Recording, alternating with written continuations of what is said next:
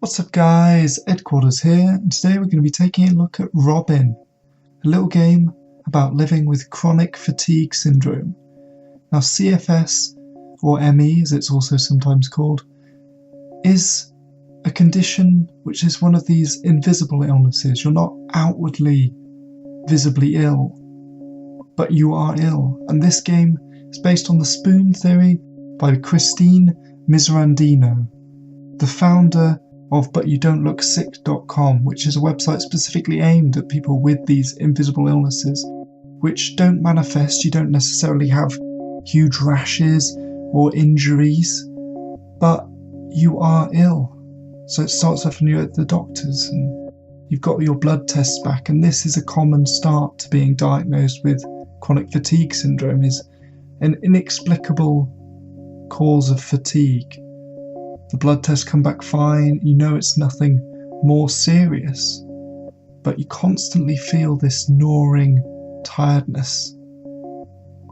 Maybe I'm just lazy. And it can get you very down if you don't have the correct help. And this is what the spoon theory is. Now, Christine Miserandino has lupus, which can also have fatigue as part of its symptoms. But the spoon theory was a way which she explained to her friend what it feels like to be ill. They were in a diner. The full story is over on ButYouDon'tLookSick.com. I'll leave a link in the description. But it essentially boils down to this. She gave her friend 12 spoons and said, "These are your spoons for the day. Each task costs a spoon." And her friend joined in with some gusto to start with, until she realised that just putting on her clothes and even getting out of bed cost a single spoon, and by the time she got to work she'd already used 6 of her 12 spoons, and by the time she got home she only had 1 spoon left, so she could either do chores or do something fun, but not both. That was all she could do. And that's what this game revolves around, is it fits the game perfectly. A limited number of actions in a day, so you can take a shower, you can feed your birds, you can make a meal, go on your computer, do some work, water your plants, tidy up your clothes, read a book. All of those things, but eventually you're too tired. So you looked over at your unwatered plants. You shouldn't forget to tend to them this weekend. You sighed. It's been a while since you did some fun navigating on social media. Your dirty clothes are piling up. Good thing no one's visiting. You glance upon your backlog of books. Someday you'll get around to reading them. You felt very guilty you didn't do any work on your novel. And you wake up feeling even more exhausted than usual. And that is what it's like to live with chronic fatigue. Even when you try to do all that you possibly can, there's more stuff to do. And you've got to very carefully manage what you do in a day. If you want to eat, you know that you've got to wash up after that. And that's half of your spoons, maybe. But you've got to eat to take your medicine so that you have more spoons for the next day.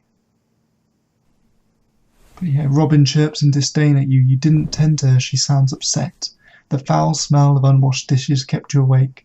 You'll have to do them soon. You sighed. It's been a while since you did some fun navigating on social media. You feel filthy. You were too tired to shower, and it feels gross. Your dirty clothes are piling up. Good thing no one's visiting. It was a tiring day still. And this game exemplifies that mounting sense of everything overwhelming you, which can be exacerbated by living on your own. If you've got no support network there to help you, it can feel very terrifying.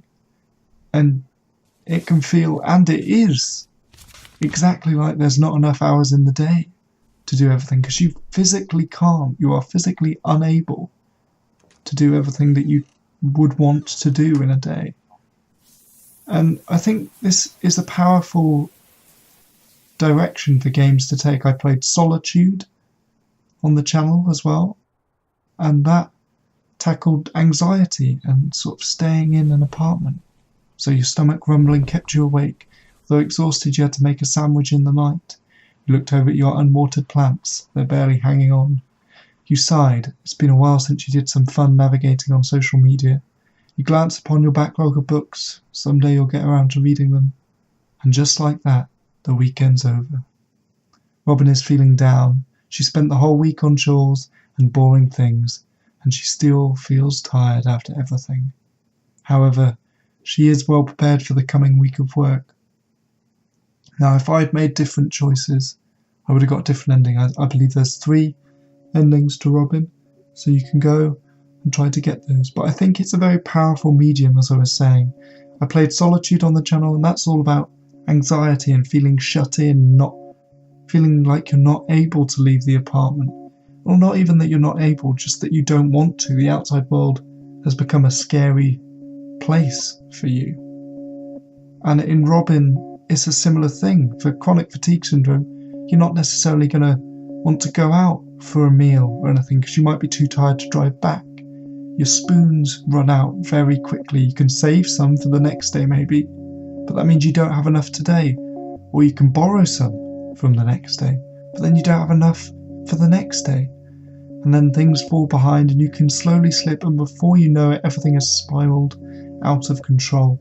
And I think games are such a great way of spreading this message because you really get to feel that you're in the shoes of someone else. And with the advent of VR and virtual reality, there'll be more and more experiences like this. I think there was already one done on homelessness, where you are put firmly in the shoes of someone else and you are able to experience the world from their standpoint, because it's very hard to get in the headspace of someone else. The spoon theory sounds like an excellent way to do it. Her friend who wasn't ill genuinely felt sad by the end of the experience that she didn't have enough spoons to do the tasks of her day.